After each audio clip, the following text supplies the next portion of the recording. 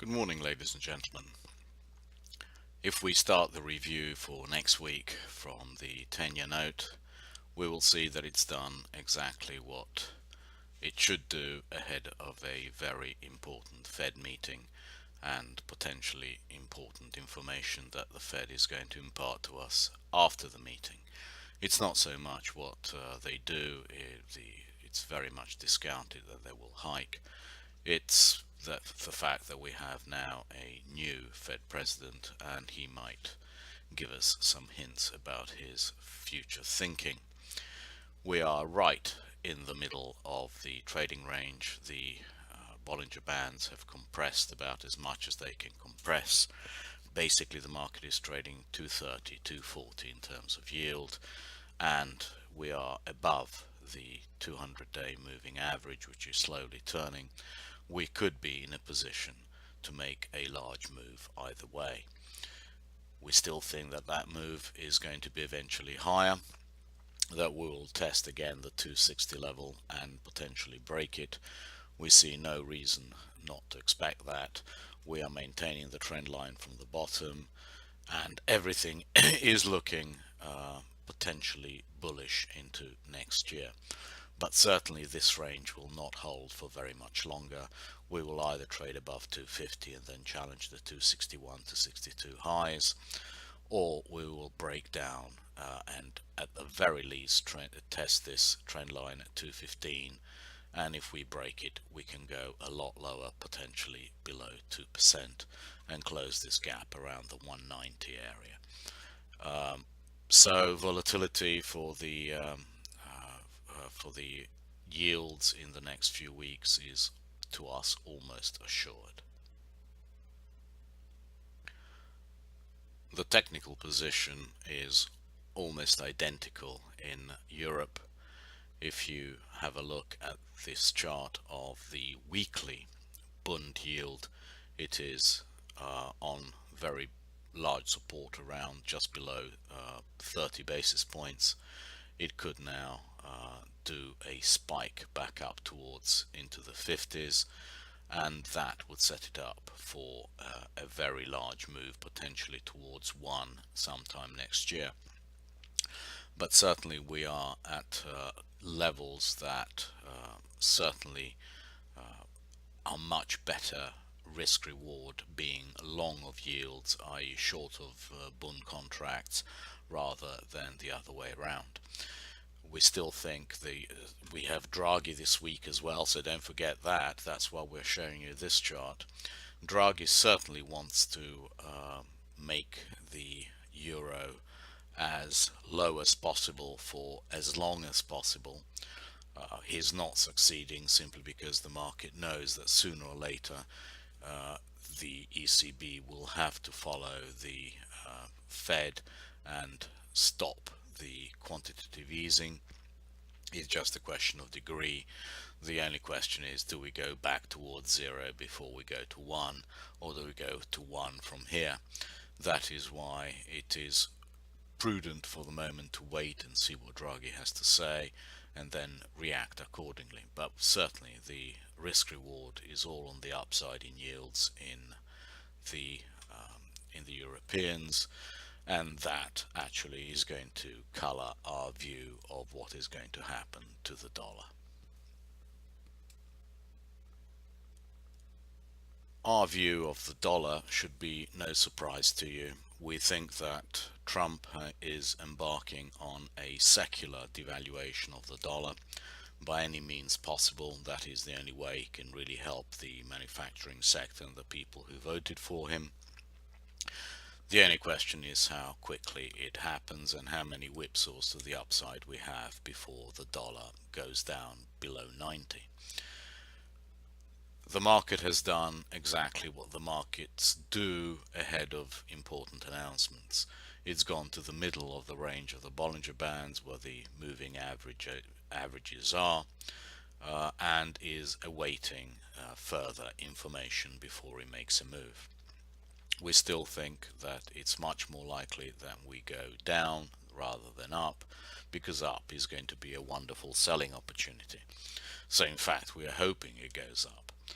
These levels we have drawn in years ago, or certainly many months ago, and as you can see, they're still working incredibly well. 95.07 is the first important level, and 96.50 is the swing level.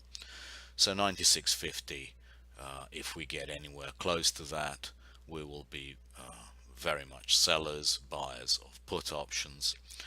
And if we, the first position we will put on around 95.07. Whatever the intentions of the administration, we know that they want, whatever they say, we know what they really want. They want a weaker dollar. They probably don't want to get into a pissing match, let's call it, with the ECB, but we certainly know that their desire is to have a weaker dollar, whatever the ECB may want for its own currency. And that is why we are still very happy to put on positions short of dollars at good levels like 95.07 and especially 96.50. If we look at the dollar on a weekly chart, we can see that it's right on top of the 200-week moving average. All the shorter moving averages are moving down, so we think there is very little likelihood of the dollar trading above the 95 level and breaking these highs which occurred about a month ago. It's much more likely that either from there or slightly higher, as we showed you, the dollar goes and tests this trend line sometime in the new year around the or just below 90. That actually is very supportive of the US stock market, and that is what Trump cares about. He doesn't care about the dollar. Nobody in the States looks at the dollar, so we are quite sure that we will see a weaker dollar in the months to come. What to say about US equities apart from it's a bull market? Every time the market sells off, all it does, it retests the moving averages. It is always contained by the Bollinger Bands. You can see how it just touches them and goes back up. This is a 60-minute chart, so not even in the shortest time frame can it ever make a lower low. Just the sign of a bull market, and however overbought the indicators are, however much they create divergences, it is just a one-way street. The only question is where could it stop? When looking for clues about targets where the market could trade over the next few days, don't forget this is December. This is probably the most bullish month and the thinnest.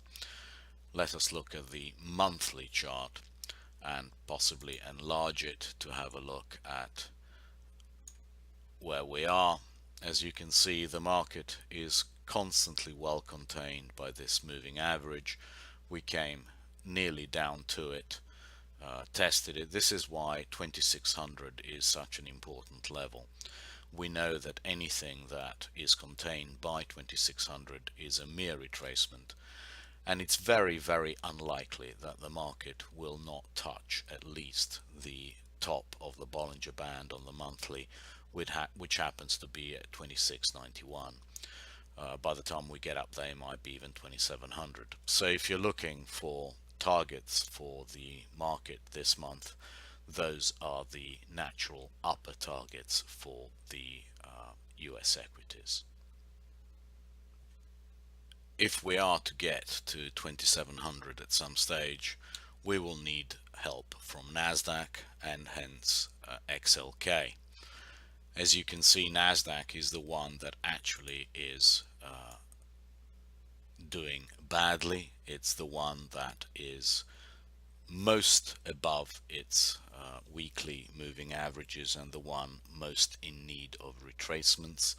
It is failing always around the 62.30 level, but it also failing on the upside. 63.80 is a level which we don't seem to be able to close above or break.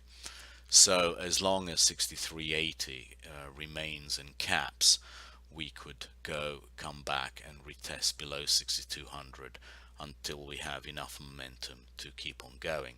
So maybe another week of Nasdaq going sideways to down before it joins in the rally and uh, comes comes up and touches the weekly moving Bollinger Band around 6500, which would give the market enough impetus to trade around the 2700 level.